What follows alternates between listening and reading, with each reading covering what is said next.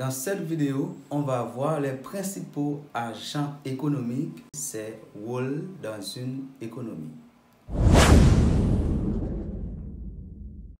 Les agents économiques représentent des acteurs qui prennent des décisions au sein d'une économie.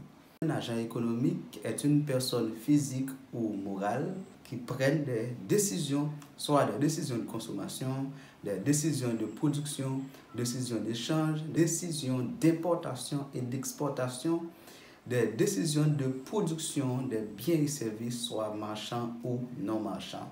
Maintenant, nous allons voir dans cette vidéo les principaux agents économiques et ses rôles dans une économie.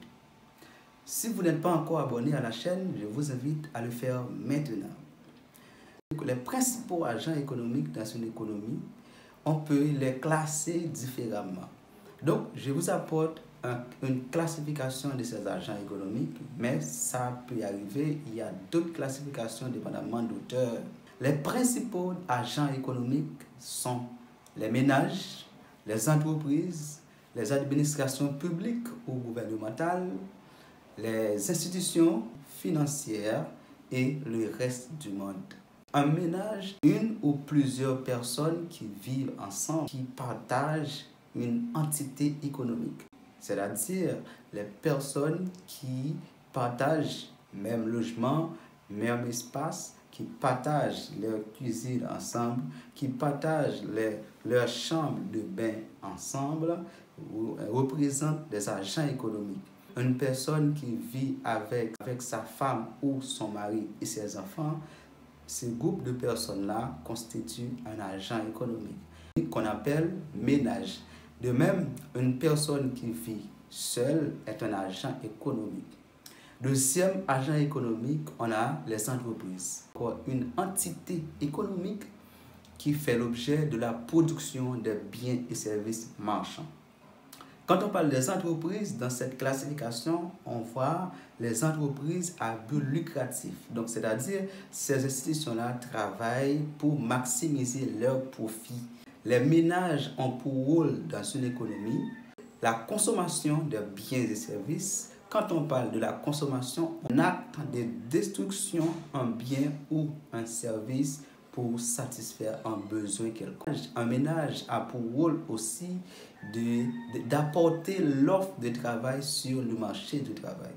Le rôle d'une entreprise constitue en la production de biens et services marchands destinés à la satisfaction des besoins des ménages ou autres entreprises qui sont constituées aussi par des agents économiques.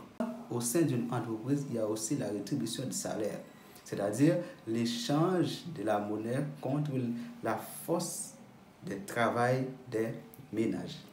L'autre agent économique aussi, on peut parler des administrations publiques. Les administrations publiques ou les ministères, c'est aussi un groupe d'agents économiques qui prennent des décisions au sein d'une économie.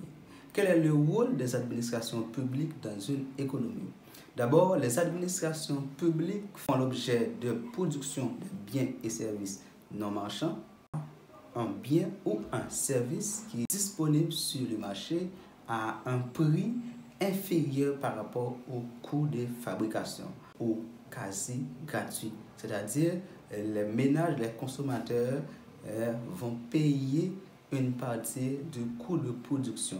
Les administrations publiques aussi perçoivent des impôts. Donc, ça, c'est aussi le rôle d'un agent économique qui s'appelle administration publique. L'autre agent économique qu'on va voir, c'est les institutions financières. Les institutions financières regroupent les institutions ou encore les entreprises qui financent d'autres agents économiques dans une économie. Dans cette catégorie, on peut trouver les banques, les assurances, les microcrédits, les coopératives, etc. Donc, c'est un groupe d'agents économiques qui financent d'autres agents économiques par rapport aux épargnes des ménages déposés dans ces institutions-là. Le rôle des institutions financières, c'est d'abord faciliter l'emprunt ou encore faciliter le financement des activités économiques d'autres agents économiques.